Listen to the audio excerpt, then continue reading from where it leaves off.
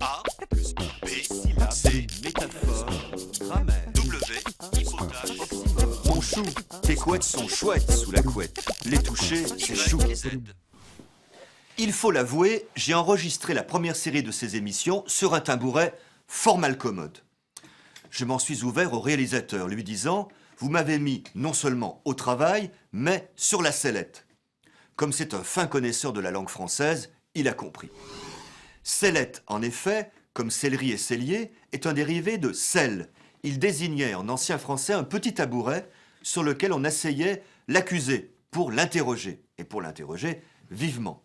Être sur la sellette, c'est donc subir des critiques, des pressions de toutes sortes, être dans une situation peu confortable. Travail a une origine voisine. Il est issu du latin tripalium, trépied, qui désignait un instrument de torture. Travail, en ancien français, signifie la fatigue, la douleur.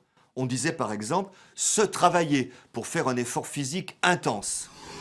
La langue actuelle a gardé des traces de cette ancienne signification, en particulier en médecine, où travail signifie les douleurs de l'accouchement, d'où les expressions « travail d'enfant », « salle de travail »,« femme en travail ».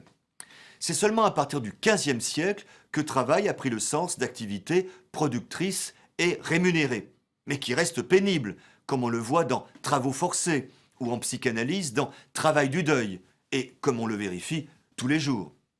Être au travail et sur la sellette, c'est donc souffrir 1000 maux. Rassurez-vous, désormais, je suis confortablement assis. A plus B, C, métaphore, grammaire, W, hypothèse.